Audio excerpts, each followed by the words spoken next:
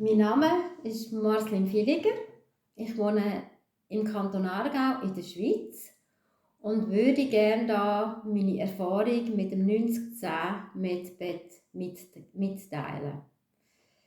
Ich habe das, es ist mir per Zufall über den Weg gelaufen, wieso auch immer. Man sagt, das Schicksal zeigt, was wichtig ist für einen. Und das hat mich so spannend und interessiert, dass ich das am gleichen Tag, wo ich es entdeckt habe, auch gemacht habe. Das heisst, ich habe mich angemeldet und dann all die interessanten Videos gesehen. Es ist alles wirklich sehr einfach beschrieben. Und habe mich dann für die 8 Stunden für am Abend eintragen mit dem Foto, das ich dann geschickt habe. Gut, ich habe eigentlich keine Erwartungen gehabt, ich habe mir auch nichts vorstellen, weil es ist wirklich, ja, ich dachte, was passiert da? Und die Leute, die ich gehört habe, ich kann mir das einfach nicht vorstellen. Gut, ich bin um 8:30 ins Bett, habe das Bett aktiviert und einfach mal zuerst ein bisschen hingelegt, da habe ich eigentlich nichts gespürt und dann habe ich einfach gedacht, jetzt mache ich mal den sogenannten Scan. Und habe dann gesagt, eben, scan mich. Und dann habe ich eine extreme Wärme, vor allem in meinem Solarplexus, also in meinem Bauchraum, Solarplexus gespürt. Und sehr angenehm, also wirklich speziell angenehm. Das habe ich dann so ein bisschen sein gelassen und plötzlich habe ich mich selber gesehen, so in einem Tunnel innen, also in einem schmalen, runden, roten Tunnel innen.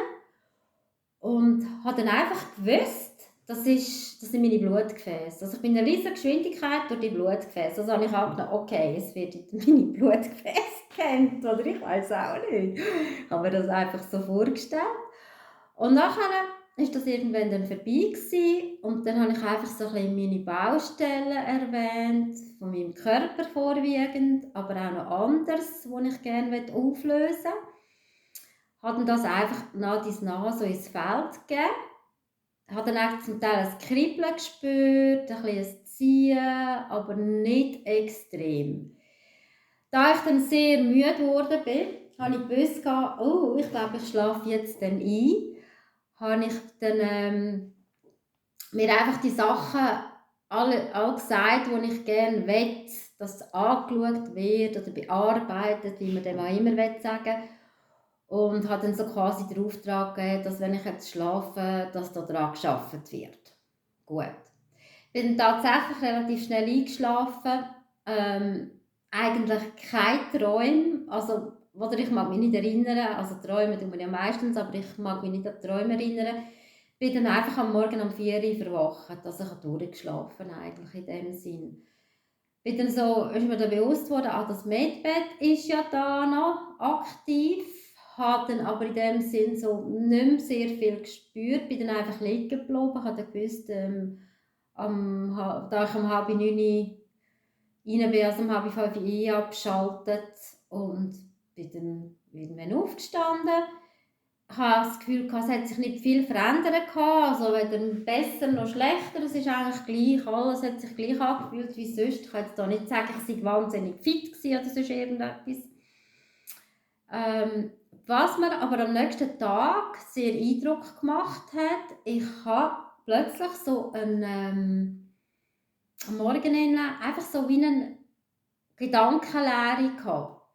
Ich habe einfach so 1-2 Stunden gemerkt, hey, ich denke nicht mehr. Ich habe das Gedankenkarussell war wie abgestellt gewesen. Also sehr speziell, also was man sich eigentlich wünscht. Das ist etwa 1-2 Stunden hat das angedauert.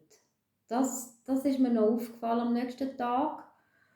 Und ja, im Nachhinein muss ich sagen, kann ich jetzt nicht sagen, es hat sich irgendetwas verändert, aber es ist wirklich sehr, sehr eine spannende Erfahrung gewesen. Und es würde mich schon interessieren, da weiterzumachen. Besten Dank fürs Zuhören.